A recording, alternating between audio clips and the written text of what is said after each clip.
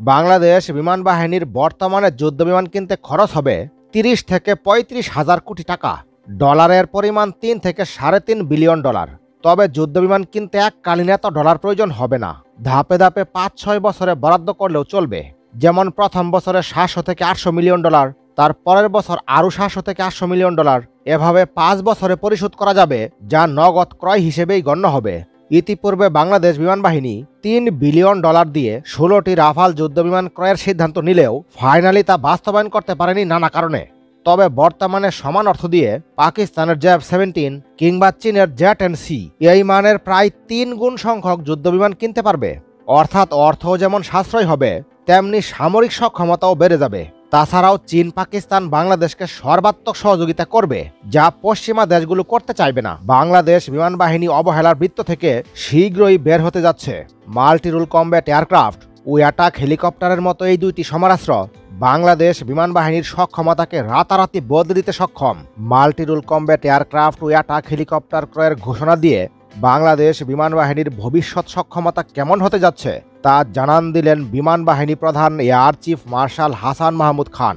যার ফলে সবচেয়ে পিছিয়ে থাকা বাংলাদেশ বিমান বাহিনী তাদের কাঙ্ক্ষিত সমরাস্ত্রগুলো অতি দ্রুততর সময়ের মধ্যে যুক্ত করার সিদ্ধান্ত নিয়েছে। যেহেতু বিমান বাহিনী প্রধান তার বক্তব্যে বিশ্বের যে কোনো দেশ থেকে হলেও যুদ্ধবিমান আনতে চান, তাই নির্দিষ্ট করে এখনই বলা সম্ভব নয় কোন দেশের যুদ্ধবিমান আসবে। তবে শীঘ্রই যুদ্ধবিমান কেনা হচ্ছে তাতে আর কোনো সন্দেহ থাকলো না। যুদ্ধবিমান কেনার পরই ভারতের চিকেন নেকের কাছে সেগুলোর একটি বড় সংখ্যা মোতায়েন করা হবে। কারণ ইতিমধ্যে আপনারা হয়তো জানেন, লালমনিরহাটে এশিয়ার দ্বিতীয় বৃহৎ বিমান ঘাঁটি নির্মাণ করা হচ্ছে। আর এই লালমনিরহাট থেকে মাত্র 10 থেকে 12 কিলোমিটার দূরেই চিকেন নেকের অবস্থান। অর্থাৎ মাত্র ১-২ মিনিটের মধ্যেই পৌঁছে যাবে যুদ্ধবিমান। বিমান ঘাঁটি নির্মাণ কাজ চালু হতেই 7 সিস্টার নিয়ে কাঁপাকাঁপি শুরু করে দিয়েছে ভারত। নির্মাণ কাজ শেষ হয়ে গেলে এবং যুদ্ধবিমান মোতায়েন করা হলে ভারত আর সাহস পাবে না বাংলাদেশের দিকে চোখ তুলে তাকাতে। উল্টো তারাই বাংলাদেশকে আপোষ করে চলতে বাধ্য হবে।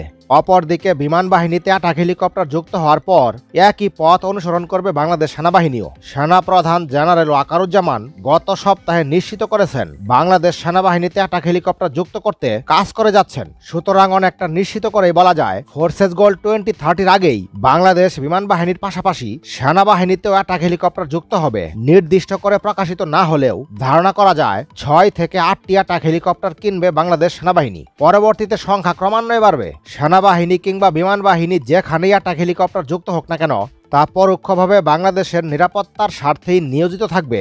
পর্যায়ক্রমে সেনাবাহিনী যদি বিমান বাহিনীর মতো 12টা অ্যাটাক হেলিকপ্টার যুক্ত করে, তাহলে মোট অ্যাটাক হেলিকপ্টারের সংখ্যা হবে 24টি। অ্যাটাক হেলিকপ্টারের মিশন খুব সীমিত হয়, অর্থাৎ প্রয়োজন হলে মিশন, যার ফলে 24টি অ্যাটাক হেলিকপ্টারই বাংলাদেশ সামরিক বাহিনীর জন্য যথেষ্ট হবে। সুতরাং প্রধান উপদেষ্টা সেনাপ্রধান ও বিমান বাহিনী প্রধানের সাথে ঘন ঘন সাক্ষাৎ কেন করেছেন তার বুঝতে বাকি থাকলো না। মাল্টি রুল কমব্যাট এয়ারক্রাফট ও অ্যাটাক হেলিকপ্টার অতি শীঘ্রই কেনা হচ্ছে, তাতে আর কোনো সন্দেহ নেই।